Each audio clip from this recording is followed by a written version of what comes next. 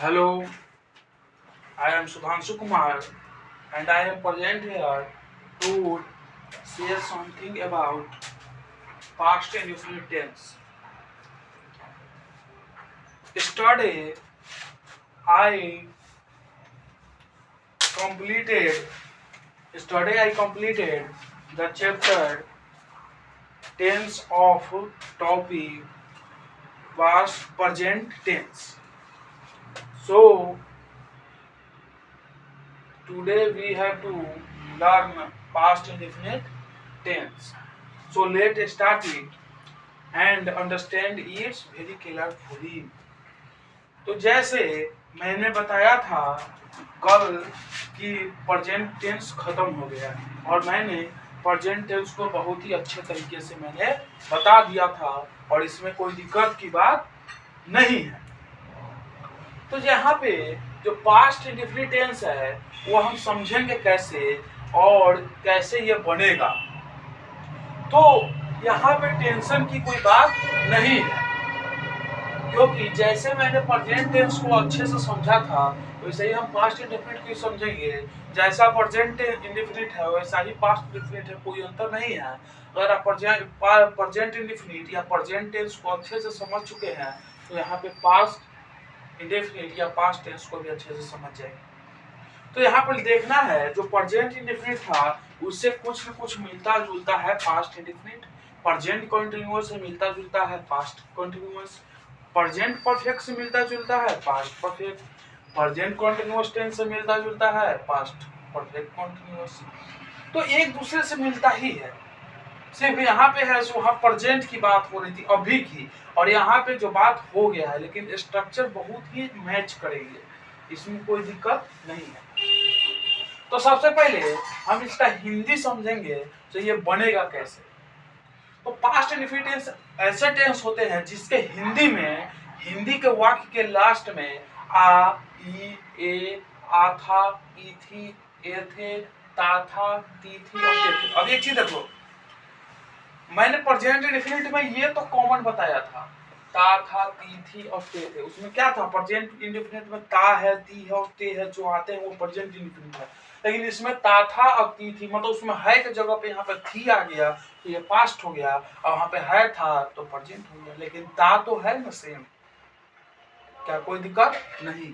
तो यहाँ पे देखिए एक ये बना, एक ये बना, एक ये बना, एक ये बना, एक ये बना और एक ये बना, ये और एक ये और एक ये, तो कितना हो गया, 1 2 3 4 5 6 7 8 9, 1 2 3 4 5 6 7 8 9 9 टाइप के टेंस सेंटेंस बन रहे हैं।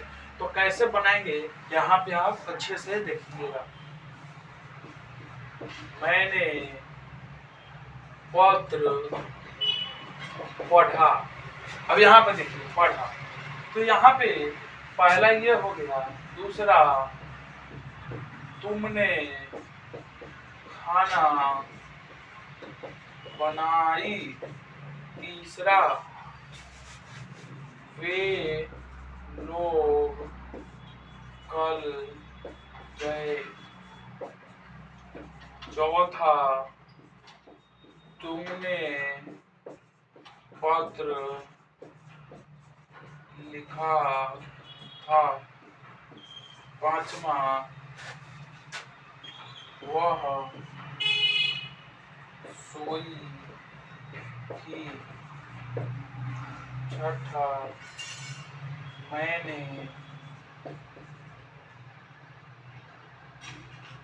मैं घूमता था, वे लोग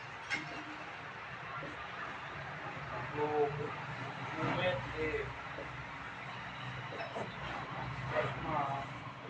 वह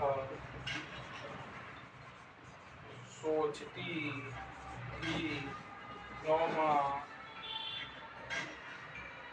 तुम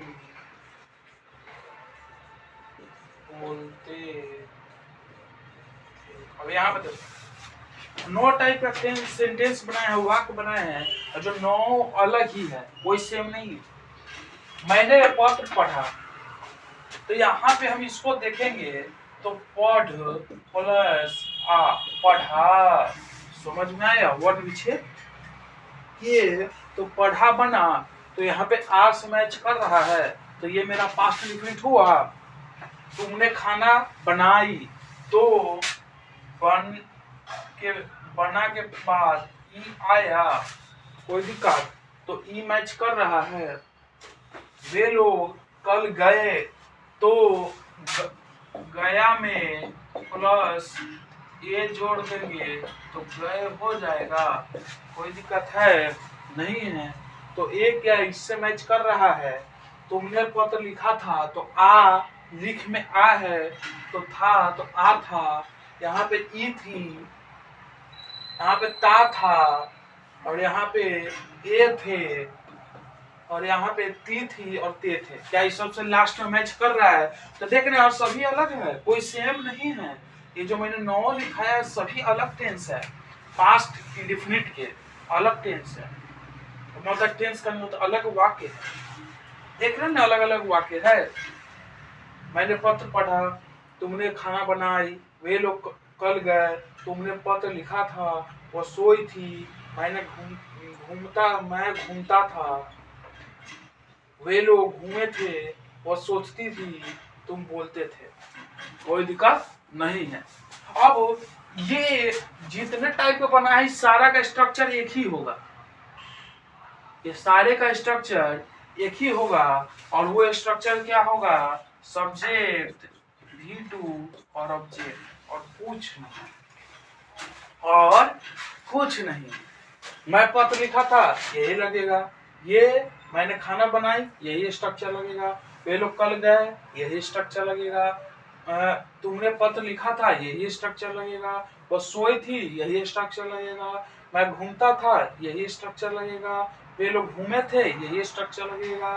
वह सोचती थी, यही स्ट्रक्चर, मतलब सारे में यही लगेगा। क्यों? क्योंकि मैंने यहाँ पे 9 टाइप का हिंदी में बताया, उसी को मैंने वाक्य में कन्वर्ट किया है, और सभी को देखा है, सभी एक दूसरे से अलग है, लेकिन स्ट्रक्चर सेम है। तो ये सारे कौन से वाक्य हैं? एफर्मेटिव वाक्य हैं। कौन से वाक्य हैं? एफर्मेटिव। तो ये इसमें स्ट्रक्चर आ जाएगा सब्जेक्ट, V2 और ऑब्जेक्ट। और यहाँ पे जो V2 है वो वर्ब का सेकेंड फॉर्म है, जिसे हम पास्ट वर्ब भी कहते हैं। क्यों? क्योंकि यह हमेशा पास्ट वर्ब में, पास्ट टेंस में ही यूज होता है। तो जैसे राइट, तो राइट का V2 क्या होगा? रोट। तो ये हमारा V2 हो गया, और ये मेरा पास्ट है। समझ आ गया? तो V2 को अच्छा जानकारी लेने के लिए हमें ग्रामर के बुक में वर्ब फॉर्म बढ़िया से याद करना होगा। तो और ये तो जानते हैं, तो इसको हिंदी में कैसे लिखेंगे? जैसे मैंने पत्र पढ़ा, मैंने पत्र पढ़ा, तो मैंने का क्या होगा? आई, और पढ़ा तो इसके साथ लगा हुआ है आ, तो ये हमारा वर्ब हो गया। तो रीड का क्या होगा? रेड, और लेटर, आई रेड लेटर। तो ये मेरा सब्जेक्ट, ये मेरा V2 और ये मेरा ऑब्जेक्ट। और ऑब्जेक्ट कैसे पहचाना जाता है वो मैंने बताया था। दूसरा, तुम सोई थी। अब देखो यहाँ पे तुम सोई थी, तो ई, तो ये मेरा वर्ब है, तो तुम का यू, और स्लीप का दूसरा फॉर्म स्लेप्ट, यू स्लेप्ट।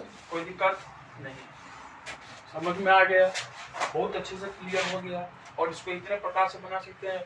वो सोचती थी, तो वो सोचती थी, तो सी थिंक्ड। तुम बोलते थे, यू टॉक, यू स्पोक। इसका स्ट्रक्चर नॉट लगा के होगा, और ये इसका स्ट्रक्चर बनेगा सब्जेक्ट, डिड नॉट, V2 और ऑब्जेक्ट। अब देखिए वहां पे प्रेजेंट इंडेफिनिट में डू या डज लगता था कि नहीं लगता था नेगेटिव में, तो डू या डज को डीड में कन्वर्ट कर दिया, कोई दिक्कत नहीं। जैसे वह पत्र नहीं पढ़ता था। तो इसका क्या बनेगा? He did not read letter। वह सब्जेक्ट डिड नॉट V2 और ऑब्जेक्ट क्या मैच कर रहा है, इससे कर रहा है, कोई दिक्कत नहीं। तो हमें इतने प्रकार के समझ के रखना है। अगर कहीं पे भी आ जाए ऐसे टाइप के, मैंने पत्र लिखा तो तुमने क्रिकेट खेला, तुमने खाना बनाई, तुम पत्र लिखी, वे लोग कल गए, तुम आए, वो सोई थी, उसने ये कहानी बनाई थी। तो ऐसे करके हम अपने से भी ट्राई कर सकते हैं। ऐसा नहीं जो यही होगा, नहीं, अपने से भी खुद से कोशिश कर सकते हैं जिसके लास्ट में ये आ जाए और उसका स्ट्रक्चर एक ही होगा। समझ में आया? कोई दिक्कत नहीं होना चाहिए। और ये आपको बेहतर समझ में आ गया तो क्या करते हैं, आज का क्लास यहीं पे खत्म करते हैं। धन्यवाद।